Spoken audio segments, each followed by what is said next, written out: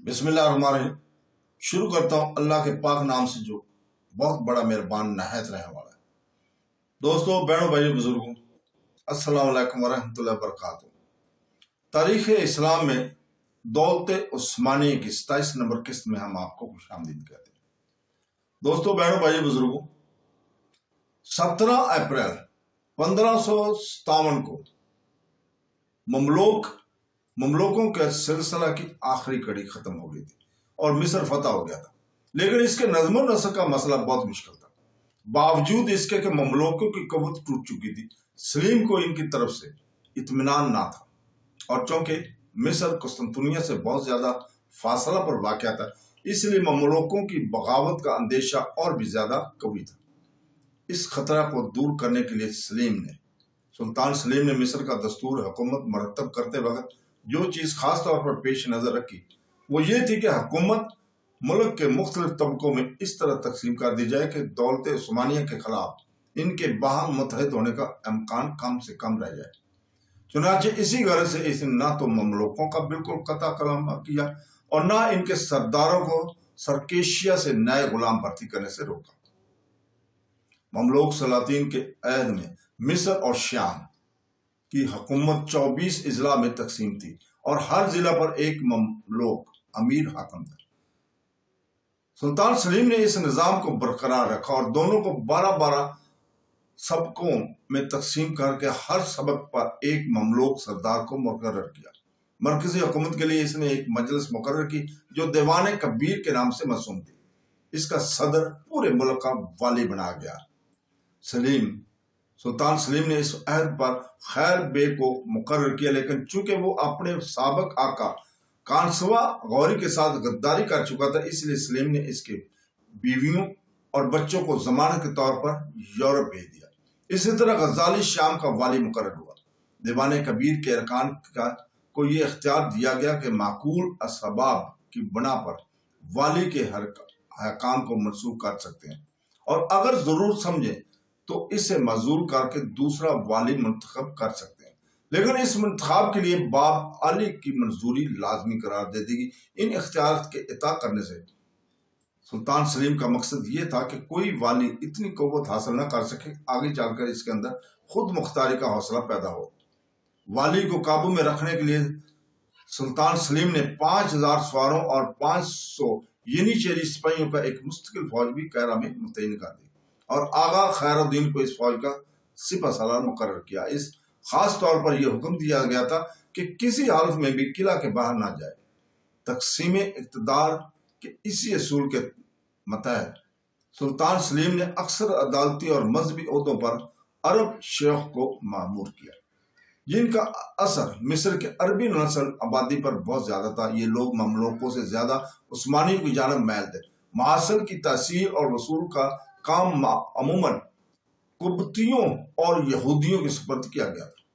مصر کی فتح کے بعد حجاز پر بھی، جو اس وقت تک مملوک سلاطین کے زیر حکومت تھا، دولت عثمانیہ کے اقتدار قائم ہو گیا تھا، لیکن شروع میں سلطان سلیم کو امید نہ تھی کہ حرمین شریفین کی خدمت کا شرف بغیر جنگ کے حاصل ہو سکے گا، کیونکہ حجاز کی حکومت سابق سلطان مصر کے امال کے ہاتھوں میں تھی۔ چنانچہ ان امال کو برطرف کرنے کے لیے اس نے ایک فوج حجاز میں بھیجنا چاہیے، لیکن قاضی صلاح الدین کے مشورہ سے، جو ایک مشہور عالم تھے اور جنہیں سلطان سلیم نے سلطان غوری کی قید سے رہا کیا تھا، اصل مقصد بغیر کسی جنگ کے حاصل ہو گیا۔ مفتی وہلان لکھتے ہیں کہ قاضی معصوف نے سلطان سلیم کے وزیر کو یہ مشورہ دیا کہ حجاز میں فوج بھیجنے کی ضرورت نہیں، کیونکہ شریف برکات بن حسن بن اجلان، جو اس وقت مکہ معظمہ کے امیر تھے، سلطان کی اطاعت کے لیے آمادہ ہے، اور ان کے اثر سے اہل حرمین اور باشندگین حجاز بھی سلطان کی بیعت کے لیے تیار ہو جائیں گے۔ اس لیے بجائے فوج کے شریف کے نام صرف ایک فرمان بھیج دینا کافی ہوگا۔ سلطان سلیم نے اس تجویز کو بہت پسند کیا اور امیر مسلح بیگ کی معرفت فرمان ہما یونی ماں 2 پیش قیمت خلطوں کے، ایک خود شریف برکات کے لیے اور دوسرا ان کے بیٹے ابو نمی کے لیے، جو مکہ کی عمارت میں اپنے باپ کا شریک تھا، بھیجا، اور دونوں کو بدستور ان کے عہدوں پر قائم رکھا۔ حج کا زمانہ قریب تھا، اس لیے سلطان سلیم نے مسئلہ بیگ کے ساتھ محمد شریف کو بھی روانہ کیا۔ چنانچہ جب مسئلہ بیگ مکہ کے قریب پہنچا تو شریف برکات اپنے بیٹے اور دیگر معززین کو لے کر اس کے استقبال کے لیے نکلے۔ باپ بیٹوں نے خلعت سلطانی کو پہنا اور مکہ معظمہ واپس آ کر لوگوں سے سلطان کی بیعت لی اور سلطان سلیم کے نام کا خطبہ پڑھا۔ خادم الحرمین شریفین کا لقب جو ایک مسلمان فرمانروا کے لیے سب سے زیادہ معزز لقب ہے، سلطان سلیم کے نام کے ساتھ شامل کیا گیا، اور اس کا اعلان اس مقدس سرزمین میں اس ایسے وقت ہوا جب تمام دنیا کے مسلمان حج کے لیے اکٹھا ہوئے تھے۔ حرمین شریفین کے خدمت کا شرف سلطان سلیم کے بعد اس کے جانشینوں کو 400 برس تک حاصل رہا۔ اس طویل مدت میں انہوں نے باشندگان حجاز اور خصوصاً اہل حرمین کی خدمت کا حق جس طرح ادا کیا، اس کی تفصیلات سے تاریخ کے سواد پر ہے، اور اس کی یاد اب ان عربوں کو خون کے آنسو رلا رہی ہیں جنہوں نے جنگ عمومی میں اپنی آزادی کی پیاس ترکوں کے خون سے بجھائی، مگر طلسم فرنگ کے پیدا کردہ سراب سے حقیقی حریت کی موجیں آج تک نہ اٹھ سکیں۔ سلطان سلیم کو اہل حرمین کی خدمت کا موقع صرف 3 سال کے لیے حاصل ہوا، اور اس قلیل مدت میں اس نے جو کچھ کیا اس کا اندازہ واقعات سے ہو جا سکتا ہے جو ہم بیان کریں گے، جو مفتی وہلان کی مستند تالیف فتوحات اسلامیہ سے ماخوذ ہے۔ فتوحات اسلامیہ جو ماخوذ ہے، سلطانی مملوک کی طرف سے شریف مکہ کی جو وظیفہ ملتا تھا، سلیم نے اس میں 500 دینار کا اضافہ کر دیا تھا۔ اس نے ایک دفتر قائم کیا جس میں حرم محترم کے مجاوروں کے نام لکھے گئے، ان میں سے ہر ایک کا وظیفہ 100 دینار مقرر کیا گیا جو مصر کے خزانے سے ادا کیا جاتا تھا۔ اس نے 30 آدمی کی ایک جماعت بھی مقرر کی جو روزانہ قرآن پاک کا ایک ختم پڑھتی تھی، اور ان میں سے ہر ایک کی تنخواہ 12 دینار مقرر کی۔ سلاطین مصر ہر سال بدوؤں فقراء مکہ کے لیے غلہ بھیجا کرتے تھے۔ سلطان سلیم نے اس دستور کو جاری رکھا اور حکم دیا کہ ہر سال 7000 اردب کم و بیش من غلہ اہل حرمین کے لیے بھیجا جائے۔ اس میں سے 5000 اردب مکہ معظمہ کے لیے اور 2000 اردب مدینہ منورہ کے لیے مقرر ہوا۔ مفتی اعلان لکھتے ہیں کہ سلطان سلیم کے بعد دوسرے سلاطین عثمانی غلہ کی مقدار میں اضافہ کرتے گئے، یہاں تک کہ مکہ معظمہ کے لیے 12000 ادب اور مدینہ منورہ کے لیے 7000 ادب غلہ آنے لگا۔ سلطان سلیم نے مکہ معظمہ میں مقام حنفی کو اثر نو تعمیر کروایا اور مدینہ منورہ میں امیر مسلح بیگ کو بھیج کر بہت سے رفائی کام انجام دیے۔ اس کی داش اور امور خیر کا نتیجہ یہ ہوا کہ تھوڑے ہی دنوں میں حرمین شریفین میں فارغ البالی پھیل گئی۔ شیخ قطبی جو مکہ کے ایک مشہور عالم اور سلطان سلیم کے معاصر تھے، بیان کرتے تھے کہ میں اپنے بچپن میں مطاف کو اکثر خالی پاتا تھا اور تنہا طواف کیا کرتا تھا۔ بازار صحیح کے بھی چاشت کے وقت تک سنسان دیکھتا تھا اور اکثر دیکھتا تھا کہ غلہ فروشوں کے قابلے آئے ہوئے مگر خریدنے والا بہت کم تھا۔ لیکن اب دولت عثمانی کے عہد میں لوگوں کی کثرت ہے، رزق وسیع ہے، خوشحالی اور فارغ البالی ہے۔ لوگ اس سلطنت کے زیر سایہ امن اور اطمینان میں ہیں اور اس کے انعام و اکرام کے دریا میں غوطے لگا رہے ہیں۔ غرض حرمین شریفین کی خدمت کا شرف جب سلطان سلیم کو ہو گیا تو آخری عباسی خلیفہ المتوکل نے، جو کیرہ میں سلاطین مملوک کے زیر سایہ زیر شان و شوکت کے ساتھ مگر حقیقتاً بغیر کسی اختیار اور اقتدار کے زندگی بسر کر رہا تھا، خلافت کے تمام حقوق اور امتیازات بھی اسے تقویض کر دیے اور مقامات مقدسہ اور حرمین شریفین کی کنجیاں نیز بعض آثار نبویہ مثلا حضرت صلی اللہ علیہ وسلم کی تلوار، علم اور چادر بطور سند خلافت اس کے حوالے کر دی۔ اس تاریخ سے سلاطین عثمانیہ خلافت کے لقب سے، خلیفہ کے لقب سے دنیا میں مشہور ہوئے اور خطبوں میں ان کا ذکر بحیثیت امیر المومنین کے ہونے لگا۔ اس میں شبہ نہیں کہ اس وقت دنیا اسلام کی خلافت کا حق بھی انہی کو پہنچتا تھا۔ کوئی دوسری اسلامی سلطنت طاقت اور وسعت میں دولت عثمانی کے برابر نہ تھی۔ یہی سلطنت تمام دوسری سلطنتوں سے زیادہ شرع و ملت کے حفاظت کی طاقت رکھتے تھے اور تقریباً 1.5 صدی سے جہاد کا فرض ادا کرتی آ رہی تھی۔ چنانچہ یہی وجہ تھی کہ جب سلطان سلیم کی خلافت کا اعلان کیا گیا تھا تو دنیا اسلام کے کسی گوشہ سے اس کی مخالفت نہیں ہوئی تھی۔ اس منصب کے لیے سلاطین عثمانی کا حق اس قدر مسلم سمجھا گیا کہ سلیم کے عہد سے لے کر گزشتہ جنگ عمومی تک پوری 4 صدیوں میں ایک مدی خلافت بھی ان کے مقابلے میں نہیں اٹھا۔ بنو امیہ اور عباسی کے عہدوں میں خلافت کی بہت سے دعوے دار نظر آتے تھے، لیکن خلفائے عثمانیہ کی پوری تاریخ میں کسی ایک حریف کو بھی سامنے آنے کی جرت نہیں ہوئی تھی۔ منصب خلافت پر فائز ہو جانے سے سلطان کا اثر و اقتدار بہت بڑھ گیا۔ حکومت کے علاوہ اب اسے اپنی مسلمان رعایا کی مذہبی پیشوائی بھی حاصل ہو گئی، اور اس دینی اقتدار کا دائرہ صرف سلطنت عثمانیہ کے مسلمان باشندوں تک محدود نہ رہا، بلکہ اس کے اندر تمام دنیا اسلام کے باشندے آ گئے تھے، خواہ وہ کسی قوم یا ملک کے ہوں۔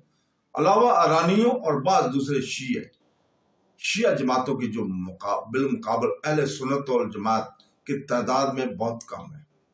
مصر اور حجاز کے ضروری انتظامات سے فارغ ہو کر ستمبر 1517 عیسوی میں سلطان سلیم شام کی طرف واپس ہوا۔ 1000 اونٹ سونے اور چاندی سے لدے ہوئے ساتھ تھے۔ مال غنیمت کا زیادہ قیمتی حصہ جہازوں کے ذریعے اس سے پہلے قسطنطنیہ بھیجا جا چکا تھا۔ انہی جہازوں پر قاہرہ کے بہترین صنع اور کاریگر بھی روانہ کیے گئے تھے، جو قسطنطنیہ لے جا کر آباد کیے گئے۔ 20 رمضان 923 ہجری کو سلطان سلیم دمشق پہنچا اور وہاں 22 صفر 924 ہجری تک قیام کیا۔ دمشق سے حلب گیا اور وہاں بھی 2 مہینہ قیام کیا۔ اس مدت میں اس نے شام کی حکومت کے انتظامات کیے۔ 17 رجب 924 ہجری 25 جولائی 1518 عیسوی کو وہ قسطنطنیہ پہنچا۔ اس کو وہاں سے روانہ ہوئے صرف 2 سال گزرے تھے۔ اس تھوڑی مدت میں اس نے شام، مصر اور حجاز کو فتح کر کے سلطنت ملوکیہ کا خاتمہ کر دیا اور سلطنت عثمانی کے رقبہ کو تقریباً 2 چند کر دیا تھا۔ سلطان سلیم جب قسطنطنیہ واپس آیا تو اسپین کا سفیر عیسائیوں کے لیے بیت المقدس کی زیارت کی اجازت حاصل کرنے کی غرض سے اس کی خدمت میں حاضر ہوا، اور اس کے معاوضہ میں وہ رقم جو پہلے سلاطین مصر کی دی جاتی تھی دولت عثمانی کو ادا کرتے رہنے کا وعدہ کیا۔ سلطان سلیم نے اس درخواست کو منظور کر لیا، مگر یہ تصریح کر دی کہ باضابطہ طور پر اس معاہدہ کا تکمیل ہونا چاہیے۔ اس کے بعد سلطان سلیم دولت عثمانی کی بحری طاقت کو ترقی دینے کی طرف متوجہ ہوا۔ اس نے مختلف سائز کے 150 نئے جہاز تعمیر کرائے۔ ان کے علاوہ 100 جہاز اور بھی بنوائے اور حکم دیا کہ وہ کسی مہم پر روانہ ہونے کے لیے ہر وقت پوری طرح مسلح اور تیار رکھے جائیں۔ 60,000 فوج بھی ماہ ایک بڑے توپ خانے کے ایشیا کوچک میں اکٹھا کی گئی۔ بعض لوگ خیال کرتے ہیں کہ یہ تیاریاں ایران پر حملے کی غرض سے کی جا رہی ہیں، لیکن عام رائے یہ تھی کہ حملہ روڈس پر ہونے والا ہے۔ جہازوں، بندرگاہوں اور سلاح خانوں کا تعمیر سے اسی رائے کی تائید ہوتی تھی۔ سلطان سلیم نہایت انم حاق کے ساتھ ان تیاریوں میں مصروف تھا اور اس مہم کو اس وقت تک ملتوی رکھنا چاہتا تھا جب تک روڈس جیسے مضبوط قلعے پر کامیابی کے ساتھ حملہ کرنے کے لیے کافی سامان فراہم نہ ہو جائے۔ چنانچہ ایک روز اس نے اپنے وزیروں کو بلا کر کہا کہ تم روڈس کی فتح کے لیے مجھ سے اجلت کرانا چاہتے ہو، مگر تمہیں یہ بھی معلوم ہے کہ ایسی مہم کے لیے کتنے سامان کی ضرورت ہے۔ تم بتا سکتے ہو کہ اس وقت کس قدر ہارود تمہارے پاس موجود ہے، کس قدر بارود تمہارے پاس موجود ہے؟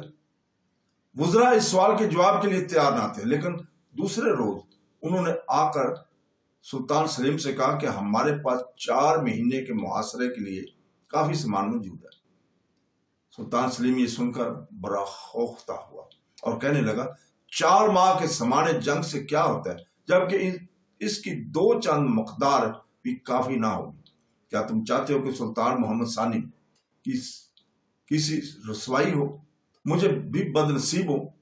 میں اس وقت تک لڑائی نہیں شروع کروں گا اور نہ ایسی ناکافی تیاریوں کے ساتھ روڈس کا سفر کروں گا۔ علاوہ بریں میرا خیال ہے کہ اب مجھے صرف ایک ہی سفر اختیار کرنا ہے، یعنی سفر آخرت۔ اس کا یہ خیال صحیح ثابت ہوا اور وہ نہ صرف کہ قسطنطنیہ سے روانہ ہوا، مزاج پہلے ہی سے ناساز تھا، مگر اتباع کے ممانعت کے باوجود اس نے گھوڑے کی سواری نہ چھوڑی۔ راستہ میں مرض کی شدت اتنی بڑی کہ اسے ایک چھوٹے سے گاؤں میں اتر جانا پڑا، اور وہیں 9 شوال 926 ہجری 22 ستمبر 1530 عیسوی کو اپنی حکومت کے 9ویں اور عمر کے 94 سال میں اس کا انتقال ہو گیا۔ انا للہ و انا الیہ راجعون۔ تو دوستو اس کے ساتھ ہی ہم اجازت چاہتے ہیں، کل تک کے لیے۔ کل انشاءاللہ تعالی اسی وقت ہم آپ کے سامنے 28 نمبر قسط لے کر آئیں گے۔ اللہ حافظ۔